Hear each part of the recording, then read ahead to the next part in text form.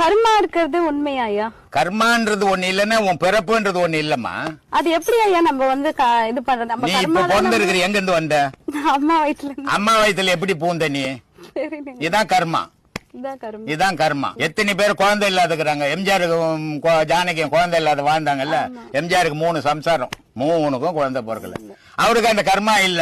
உங்களுக்கும் அந்த கர்மா இருக்குது. அதனால நீங்க அம்மா வயித்துல இருந்து பண்ணீங்க, உங்க வயித்துல இருந்து 4 வருது உலகத்துக்கு. இப்ப எனக்கு வந்து இது 7வது ஜென்மம் அப்படின்னு சொல்றாங்க ஐயா. 7வது 8வது எவனாலும் எண்ணி சொல்ல முடியாது. சும்மா புலிவுக்கு நிக்கலாம்.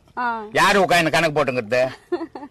இந்த பொய்யான விஷயத்தெல்லாம் நான் எடுக்கிறது இல்லம்மா. எது நிஜமா இப்ப இருக்கிற இது நிஜம். போன பிறவியை பத்தி நீ நினைச்சு என்ன பண்ண போற சொல்லு. போன பிறவிக்கு ஒரு ராஜாவா பொண்ணா இருந்த ராஜாக்கு. இப்ப ராஜாவே இல்ல. சரி, மந்திரி கிட்ட போய் நான் தான் உன் பொண்ணுன்னு கேட்க முடியுமா? அதை ஏன் பின்ன போனதை பத்தி யோசிச்சுக்கிறீங்க?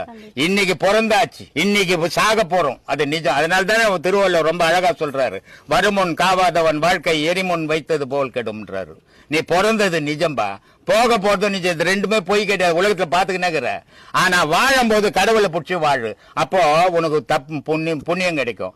இத ரெண்டையும் விட்டுட்டு நீ வாழவே நான் எப்படி வேணா வாழுவேன்னா பாவத்தில் தாண்டா விழுந்து சாவ. அடுத்த பிறவி நரக பிறவிடா உனக்குன்றாரு. அதனால வாழற காலத்துல நல்லா வாழ கத்துங்க, நல்லதை செய்ய கத்துங்க, நல்லதை பேச கத்துங்க.